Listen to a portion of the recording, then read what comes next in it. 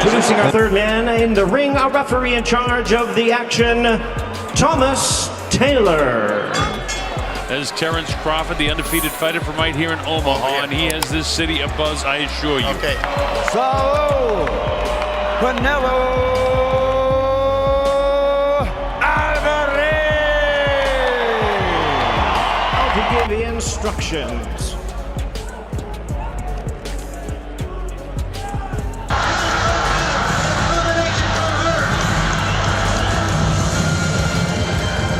He said tonight you would witness greatness. I wonder what they're thinking right now, because right here, right now, Terence "Bud" Crawford stands undefeated in 39 professional fights. A fighter who has made the impossible look routine. A technician so sharp he slices through eras like a scalpel. A man from Omaha who turned doubters into believers, one precise punch at a time. Ladies and gentlemen, introducing, fighting out of Guadalajara, Mexico, the undisputed super middleweight champion of the world, Saul Canelo Alvarez, and his opponent fighting out of Omaha, Nebraska, the undisputed welterweight king, the pound-for-pound phenom, the man they call Bud, Terence Crawford. Boxing has just taken a dramatic, history-altering turn. Following the shocking and wildly controversial draw between Gervonta "Tank" Davis and Lamont Roach Jr., the entire sport was buzzing louder than ever before. And sitting right at the center of that storm, an even bigger, more explosive showdown. Terence Crawford versus Canelo Alvarez. Before we dive deep into this mega fight preview, if you're enjoying this extended breakdown and want more raw, no-filter boxing content like this, do me a favor and smash that like button right now. Subscribe to Boxing is Here and turn on notifications. It really helps the channel grow and keeps these deep dives coming. Now let's get into it. Because this story is layered, controversial, loaded with legacy implications, and ultimately delivered one of the most shocking results in recent boxing history. The highly anticipated clash between Gervonta Davis and Lamont Roach Jr. was supposed to be a straightforward showcase for Tank's dominance. Instead, it ended in a controversial majority draw that left the boxing world arguing for days, and even led to official reviews and appeals. Some fans and analysts felt Davis had done just enough to retain his WBA lightweight title through sheer power and occasional moments of brilliance. Others, a loud majority, believed Roach had outworked him, outsmarted him in stretches, and deserved the victory, or at least a much clearer decision. But the real fireworks didn't come from the scorecards. They came from a single, jaw-dropping refereeing decision in round 9 that stunned everyone watching live and on replay. In a critical moment, Davis appeared to take a knee after being touched by a jab. Under standard unified rules of boxing, that should have been ruled a knockdown, giving Roach a massive 10-8 round and potentially flipping the entire fight in his favor. Instead, the referee waved it off. No count, no point deduction. Just continuation, with Davis later claiming an issue with grease or his eye. The backlash was immediate and nuclear. Social media erupted. Former champions, analysts, trainers, and casual fans alike flooded timelines with the same frustrated question: how do you take a knee and it's not a knockdown? One of the loudest and most respected voices in that conversation, none other than Terence "Bud" Crawford himself. The undefeated champion took to social media and dropped a now viral statement that cut straight through the noise.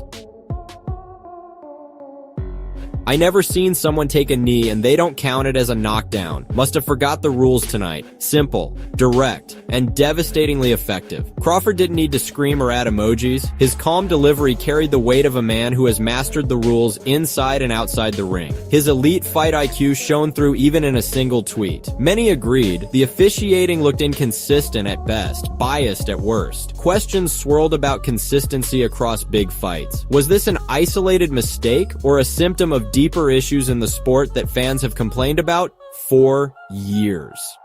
As the controversy continued to boil, with appeals filed and the New York State Athletic Commission eventually upholding the draw, Crawford's attention naturally shifted to his own monumental challenge looming on the horizon. A showdown with Canelo Alvarez set for September 13th at Allegiant Stadium in Las Vegas. The fight would be broadcast live to the world on Netflix in what promised to be, and ultimately became, one of the most watched and talked about events in boxing history. The Davis-Roach drama only cranked the stakes even higher, with trust in officiating already shaken to its core. Fans couldn't help but wonder out loud, could questionable judging or refereeing once again rear its ugly head in boxing's biggest event of the year? Would the global spotlight on Netflix be bright enough to force perfect fairness? Or would politics, money, or simple human error once again cast a long shadow? The stage was now set for what many were calling one of the most significant fights in modern boxing history. Terence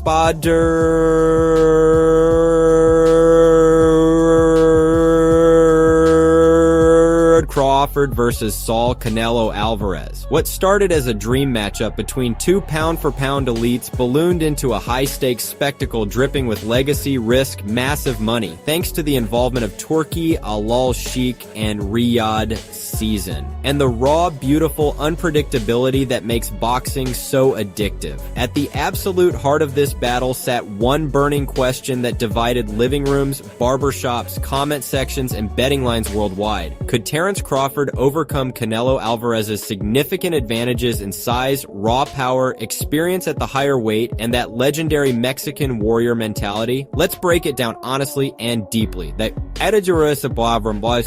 Denver Emin Desperborem. What are their name and why share? That the boxing world did in the months leading up to September 13th. Crawford's case, the undisputed welterweight champion, had built an ironclad legacy on things you can't teach. Unparalleled ring intelligence, laser-like precision, elite speed, and the rare ability to adapt against any style mid-fight. He switches stances seamlessly. He controls distance like a conductor. He sees punches coming before they're even thrown. His perfect record is sitting at 39-0 with devastating knockouts. Spoke for itself. If there was any smaller man on the planet who could rise to this impossible occasion and rewrite the script, it was Bud Crawford. But the challenges were real and massive. Moving up 2 weight classes to face a battle-tested super middleweight king like Canelo, a man who had knocked out much larger opponents and dominated at light heavyweight, was unprecedented territory. The physical disparity was undeniable on paper. Canelo carried legitimate one-punch knockout power that could change a fight in a heartbeat. His bodywork was suffocating. His durability had been proven in wars against the best of multiple generations. Yet several critical factors tilted the scales in Crawford's favor if you looked beyond raw size. His superior footwork and head movement could neutralize pressure. His jab was a weapon that could disrupt rhythm and set up everything else. And perhaps most importantly, his ring IQ. Crawford didn't just fight opponents, he solved them like puzzles, adjusting in real time while others were still guessing. For Canelo, this fight was a complex psychological and professional dilemma. As the naturally larger, more experienced man at 168 pounds, victory was what the world expected. A dominant win might not add much new shine to his already glittering legacy. He was already a Mexican icon who had conquered divisions and stared down every challenge thrown his way. But a loss? That could severely damage the aura he had spent over a decade building. Defeating a smaller, lighter fighter might be shrugged off as expected. Falling short would spark uncomfortable debates about whether his prime was truly behind him and whether taking this risk was wise. The pressure sitting on Canelo's shoulders was immense. Perhaps the heaviest of his entire storied career. For years, fans and analysts speculated that he had cleverly avoided this particular stylistic nightmare because of the danger it posed. It took a massive financial offer from Saudi Arabian boxing powerhouse Turki Al-Sheikh, reportedly life-changing money, to finally make the fight happen. Now with the date locked in and the world watching on Netflix, Canelo had to deliver under the brightest, hottest lights imaginable. Adding even more fuel to the fire was the long shadow cast by the recent Davis-Roach officiating controversy. Crawford's very public frustration raised a legitimate, uncomfortable question that every fan was asking. Would the judging and refereeing be scrupulously fair on September 13th? Boxing has a painful history of contentious decisions and mega fights. With so much legacy, money, national pride, and global streaming viewership on the line, the fear of politics, favoritism, or simple human error remained very real. One veteran voice stepped into the conversation with valuable, grounded perspective. Roberto Diaz, former vice president of Golden Boy Promotions, and a man deeply involved in Canelo's rise, challenged the widespread narrative that Canelo held an overwhelming, automatic physical edge. Diaz believed the true pressure rested squarely on Canelo's broad shoulders. While the casual fan saw him as the clear favorite due to size and experience, Diaz framed this as a dangerous lose-lose scenario for the Mexican superstar. Win, even dominantly. And the praise might be muted because that's what was supposed to happen. Lose, however, and it would become catastrophic, potentially signaling the beginning of the end of a golden era. In contrast, Crawford walked in as the classic underdog with everything to gain and almost nothing to lose in the eyes of history. If he fell short against a naturally bigger, stronger opponent, many would still applaud the boldness of the attempt. But if he won, it would instantly rank among the greatest upsets and individual accomplishments in modern boxing, the kind of victory that gets talked about for generations. Diaz went even deeper, questioning the assumed size advantage many took for granted. He pointed out that Crawford actually possessed a longer reach than people realized, and a naturally broader athletic frame that allowed him to control distance effectively. In Diaz's experienced view, this fight would ultimately not be decided by who was bigger or smaller on the scale. It would be decided by who was simply the better fighter on that particular night, who executed their game plan, who made the smarter adjustments, and who wanted it more when the lights were brightest and the body was screaming for mercy. As September 13th rapidly approached, the boxing world found itself deliciously divided. Camps were split. Social media became a battlefield of hot takes. Podcasts recorded emergency episodes. Betting lines shifted dramatically in the final weeks. Training camp footage was dissected frame by frame. Experts debated size versus skill, power versus precision, and heart versus IQ. Canelo Alvarez stepped into the ring to protect a throne he had occupied for years, and to further cement his place among the all-time greats, right up there with the legends of Mexican boxing history. Terrence "Bud" Crawford stepped in to shatter every expectation, silence every doubter who said he was too small, too one-dimensional, or fighting above his natural limit, and to etch his name permanently into the history books in bold capital letters. This was more than a simple clash of styles or weight classes. This was a collision of legacies. Pride, strategy, heart, ego, and unbreakable will were all set to collide under the roaring lights of Allegiant Stadium in front of a sold-out crowd of over 70,000 and millions streaming worldwide on Netflix. Who would rise victorious when the final bell sounded? Who would crumble under the crushing weight of expectation, fatigue, and the other man's best shots? The answers, and potentially a new pound-for-pound king, would be revealed on September 13th. And when that night finally arrived, boxing delivered. Fast forward to fight night. The atmosphere inside Allegiant Stadium was pure electricity. Over 70,000 fans created a cauldron of noise. Mexican flags waved like a sea. American supporters roared for the Omaha underdog. The walkouts, the stare down, the first bell, everything lived up to the hype and then some.